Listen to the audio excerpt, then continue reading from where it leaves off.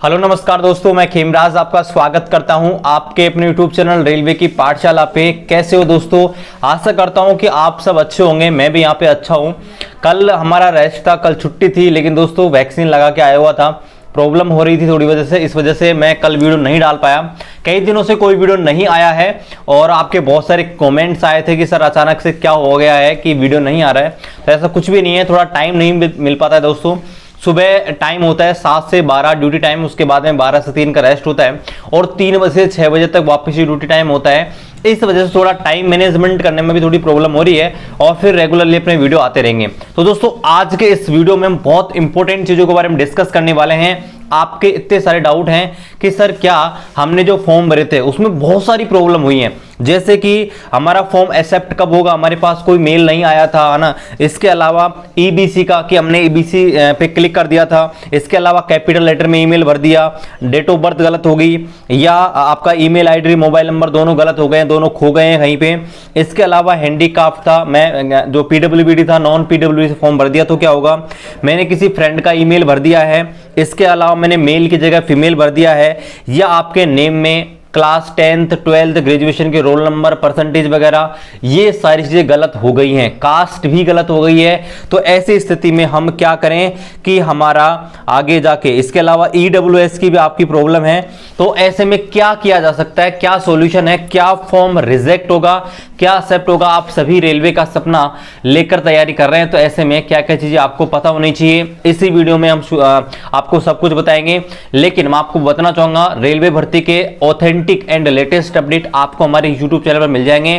तो अभी तक आपने हमारी इस पाठशाला को सब्सक्राइब नहीं किया है, पाठशाला को सब्सक्राइब कर दीजिएगा। और किसी भी गवर्नमेंट एग्जाम की टेस्ट सीरीज लगाने के लिए आप टेक्स्ट बुक का सब्सक्रिप्शन ले सकते हैं, मात्र 299 में मिलता है। लेकिन आप स्पेशल लिंक के द्वारा हमारे वीडियो डिस्क्रिप्शन पे आपको लिंक दिया है, वहां से दोस्तों आपको 10% का इंस्टेंट डिस्काउंट मिल जाएगा।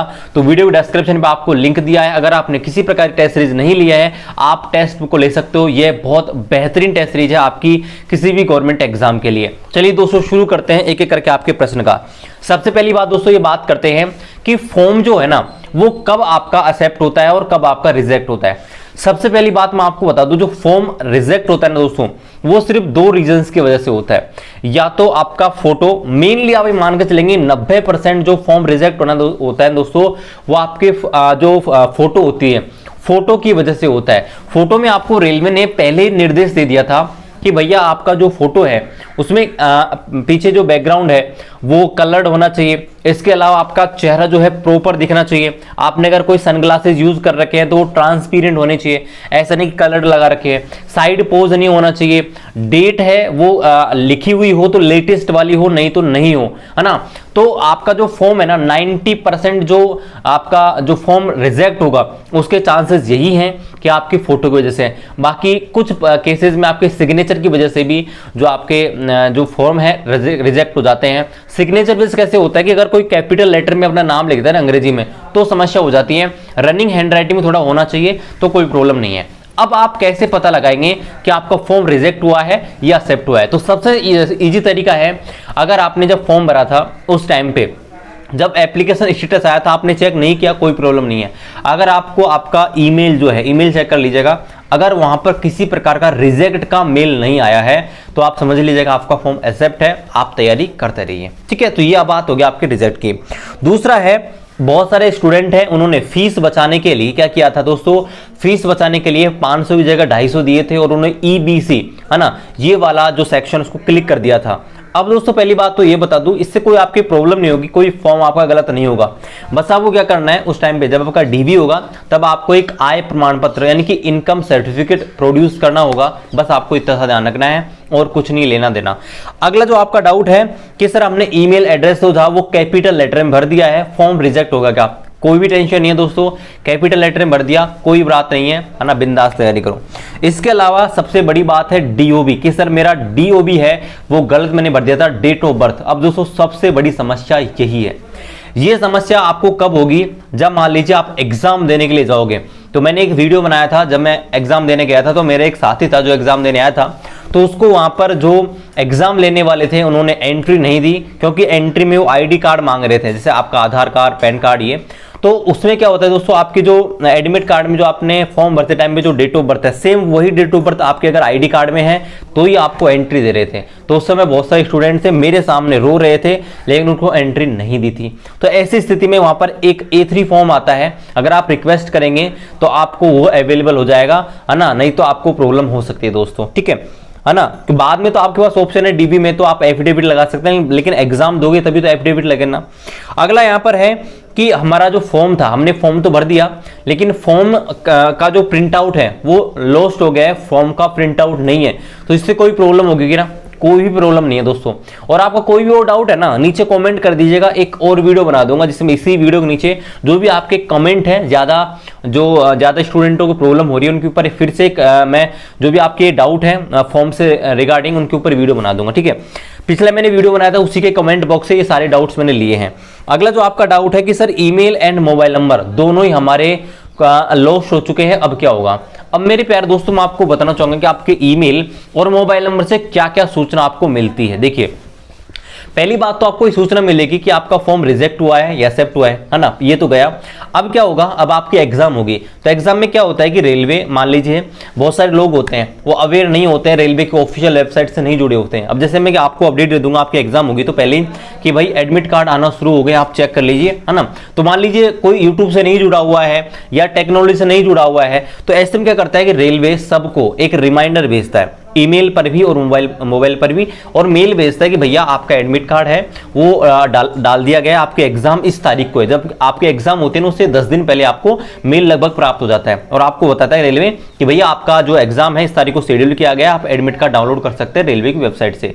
तो ये काम आता है आपका मोबाइल नंबर और आपका ईमेल। इसके अलावा आगे जब आपका डीवी होगा तो डीवी का मैसेज आएगा, फिजिकल होगा फिजिकल का मैसेज आएगा। इसके अलावा आपका ऑफर ऑफ अपॉइंटमेंट लेटर है ना, इसमें भी आपको हेल्प देता है रेलवे कई बार मेल भेजता है और आपको डायरेक्ट कॉल भी करता है किसी कारणवश से, अगर आपका ज्वाइनिंग लेटर नहीं आके भेजता है, जिसको हम ऑफर ऑफ अपॉइंटमेंट लेटर बोलते हैं, अगर वो आपके पास नहीं पहुंचता है तो ऐसे में रेलवे आपको कॉल करके या किसी भी तरीके से आपको बताता है कि आपके अपॉइंटमेंट लेटर हमने भेज दिए हैं, अगर आपको अपॉइंटमेंट लेटर मिले या नहीं मिले, आप ये डॉक्यूमेंट बनाकर इस तारीख को आप रिपोर्ट करना है। तो ये भी चीज आपको ध्यान रखनी है। अब आपकी समस्या ये है कि सर हमारे पास ना तो ईमेल है ना मोबाइल नंबर, दोनों लगाए थे वो दोनों हमारे पास से जा चुके हैं। तो ऐसे में दोस्तों आपके पास एक ऑप्शन है, जब आपका डीवी हो तो आप रिक्वेस्ट कर सकते हैं जो भी आपके डीवी लेने वाले ऑफिसर हैं उनसे, तो आपका जो डेटा है यहाँ पर वो रिक्वेस्ट ले सकते हैं और आपका जो मोबाइल नंबर है और ईमेल है अपडेट कर सकते हैं, ठीक है। आगे यहाँ पर है कि यहाँ पर देखो कास्ट का, ये सबसे बड़ी समस्या है दोस्तों कि हमने बहुत सारे कैंडिडेट ये हैं कि सर हमने देखो 2-3 केस हैं। पहली बात तो ये कि सर हमने जनरल से थे ओबीसी से भर दिया, एससी से थे एसटी का भर दिया, एससी से थे ओबीसी भर दिया। तो मेरे प्यारे दोस्तों मेरे पास इसकी कोई प्रॉपर इंफॉर्मेशन नहीं है, ठीक है, क्योंकि मैं आपको मिसगाइड नहीं करना चाहता। फिलहाल मेरे पास इसकी कोई इसकी प्रॉपर जानकारी नहीं है कि आपका फॉर्म रिजेक्ट होगा या एक्सेप्ट होगा, ठीक है। फॉर्म नहीं आगे जाकर, ठीक है, अब एग्जाम दे लो आपको कोई प्रॉब्लम नहीं होगी, लेकिन बाद में डीवी के बाद में आपका कैंडिडेचर कैंसिल किया जा सकता है। ऐसा सिकंदराबाद बोर्ड ने किया है, इसलिए मैं आपको बता रहा हूं। लेकिन एक चीज आपको ध्यान रखना, अगर ईडब्ल्यूएस आप वाले हो तो ईडब्ल्यूएस के बारे में थोड़ी सी आप ये मान के चल सकते हैं कि जब ये फॉर्म निकला था 2019 में, तो 2019 में मेरे प्यारे दोस्तों वहां पर ईडब्ल्यूएस था ना, वो बना ही बना था। तो ऐसे में बहुत सारे लोगों के पास ईडब्ल्यूएस सर्टिफिकेट नहीं था, ठीक है। तो वहां पर क्या हुआ था मेरे हिसाब से, जब आपका डीवी होगा, मान लीजिए जब भी होता है 2022 में 23 में जब भी, तो उस समय क्या होगा, आपको हो सकता है रेलवे छूट दे दी कि भाई अब आप ईडब्ल्यूएस सर्टिफिकेट दे सकते हो।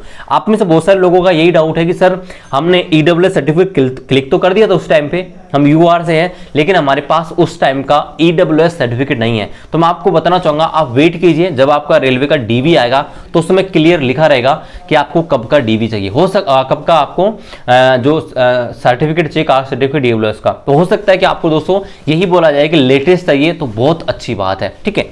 अगला आपका डाउट है वो ये है कि हैंडीक्राफ्ट कैंडिडेट थे, मतलब ये पीडब्ल्यूबीडी थे, विकलांग थे, और इन्होंने गैर विकलांग यानी कि नॉन पीडब्ल्यूबीडी से फॉर्म भर दिया, अब क्या होगा?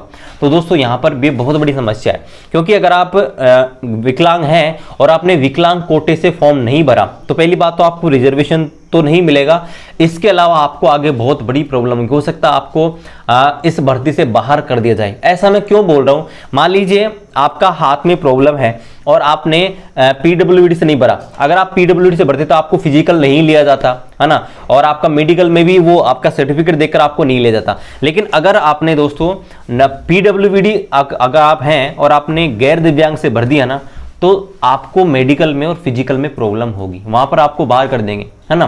तो ये प्रॉब्लम होगी मेरे प्यारे दोस्तों, बाकी तो आप देख लीजिएगा। आगे है कि हमने सर एक फ्रेंड का ईमेल दे दिया था।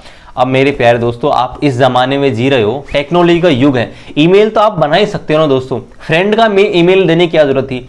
इस जमाने में ईमेल बनाना कोई बड़ी बात है क्या, अरे किसी का मेल बना लीजिए, 2 मिनट का खेल है। इतनी सी टेक्नोलॉजी, इतना तो समझ तो आपको होना चाहिए। आगे जाकर आप रेलवे के एम्प्लॉय बनने वाले हो, हाँ फिर क्या करोगे, आपको आज से तो आपके फोन में से कोई पैसे निकाल के ले जाएगा, तो थोड़ा बहुत आपको अवेयर होना चाहिए टेक्नोलॉजी के बारे में, क्या चीज होती है, कैसे क्या चीज होती है। तो फ्रेंड का ईमेल क्यों दिया आपने, ईमेल बनाने में लगता ही क्या है, ठीक है। हो सकता है वो फ्रेंड आपको नहीं दे आगे इन्फॉर्मेशन, तो यही है फिलहाल तो, है ना। फिर कोई प्रॉब्लम नहीं है अगर फ्रेंड का दे दिया तो, है ना। अपडेट जो आते हैं ना, वो उसके लिए आपको स्टे ट्यून रहना होगा किसी भी यूट्यूब चैनल से जो आपको बार बार अपडेट देता है ना, तो ये आपको ध्यान रखना है। आगे है कि सर मैंने मेल की जगह फीमेल कर दिया। तो मेरे प्यारे दोस्तों, ये भी एक बहुत बड़ी समस्या है कि आप मेल हैं और आपने फॉर्म भर दिया फीमेल से।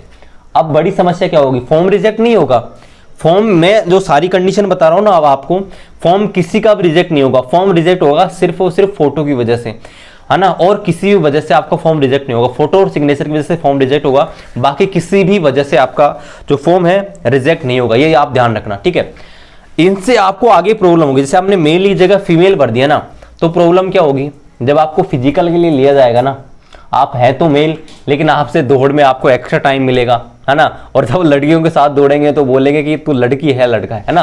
तो मेरे हिसाब से आपको बहुत ज्यादा प्रॉब्लम होगी और कुछ ज्यादा भी प्रॉब्लम हो सकती है, ठीक है।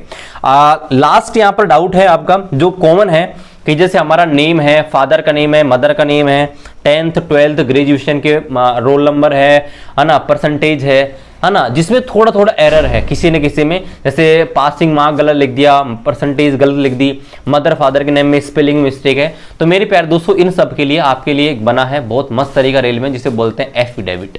एफिडेविट क्या होता है, एफिडेविट में क्या होता है, एक प्रकार का आपका जब आप जाते हो ना, तो किसी भी नजदीकी कोर्ट होता है ना, तो कोर्ट में जाना और वहां पर कोई भी लॉयर जो होता है, वकील होता है, उससे बोलना कि मैंने ऐसे ऐसे फॉर्म भरा था, तो वो कैसे परफॉर्म बना के देगा वो मैं आपको बताता हूँ कि मैंने खुद ही बनवाया था, मेरी मदर का नाम में प्रॉब्लम था। तो वहां पर आपको क्या करना है, उसमें क्या लिखवाना है, पहले जो सब्जेक्ट उसमें लिखाना है कि ग्रुप डी भर्ती लेवल 1 2019 के संदर्भ में, नीचे लिखाना है कि मैंने railway group D level 1 CN number 1 2019 का फॉर्म भरा था। इसमें अब मान लीजिए आपकी कोई भी गलती है, जैसे मान लीजिए आपका फादर का नेम है वो गलत है, तो आप क्या लिखेंगे कि इसमें मैंने मेरे फादर का नाम ये लिख दिया था, जबकि मेरे फादर का एक्चुअल नाम ये है, इसलिए इस पूरी भर्ती प्रक्रिया में मेरे फादर का नाम इसकी जगह ये पढ़ा जाए, ऐसा लिखा होगा। जैसे मान लीजिए 10th के रोल नंबर है, तो आपको भी ऐसा बनाना है कि मैंने गलती से मेरे 10वीं के रोल नंबर ये थे और मैंने गलती से ये भर दिए थे, अब इस पूरी भर्ती प्रक्रिया में मेरे रोल नंबर ये माने जाए। तो इस प्रकार का एफिडेविट आपको बनाना होगा, ठीक है दोस्तों। तो आज मैंने आपके बहुत अच्छे जो कमेंट हैं, डाउट जो हैं, इनका रिप्लाई देने की कोशिश करा है, और जैसे जैसे टाइम मिलता रहेगा दोस्तों, हर दूसरे तीसरे दिन मैं वीडियो बनाने की कोशिश करूंगा, है ना। और आपके बहुत सारे कमेंट आते हैं सर बताइए कि कैसा काम होता है वहां पर। तो मेरे प्यारे दोस्तों, रेलवे का एक्ट और कुछ चीजें हैं, कुछ सिक्योरिटी पर्पज है, इस वजह से मैं आपको काम नहीं दिखा सकता ट्रैक का स्पेशली, ठीक है, क्योंकि रेलवे में बहुत सारे प्रावधान है। आप किसी भी गवर्नमेंट एम्प्लॉय का काम करते हुए वीडियो नहीं बना सकते, ना ही फोटो ले सकते हो। हालांकि एजुकेशन पर्पज के लिए बना सकते हो, है ना, लेकिन किसी और का चेहरा नहीं आना चाहिए, और बहुत सारी चीजें हैं। सिक्योरिटी पर्पज से रेलवे का, ऐसे में रेलवे में दंड दिए जाते हैं, बहुत सारे पनिशमेंट का प्रावधान है। इस वजह से मैं इस रूम के अंदर आपको इंफॉर्मेशन दे सकता हूं, लेकिन ऐसा नहीं है ट्रैक पे जाकर लाइव वीडियो बनाऊं, ये ऐसा कुछ नहीं कर सकता, ठीक है। आशा करता हूं आपके बहुत सारे डाउट्स का रिप्लाई आपको मिल गया होगा। बाकी अगर आपको कोई भी डाउट है कमेंट कर दीजिएगा, नेक्स्ट वीडियो बनाकर इन सब का रिप्लाई देने की कोशिश करेंगे। रेलवे भर्ती के अपडेट्स और सूचनाओं के लिए चैनल को भी सब्सक्राइब कर दीजिएगा, और मिलते हैं गाइस अगले वीडियो में। तब तक खुश रहिए। जय हिंद, वंदे मातरम।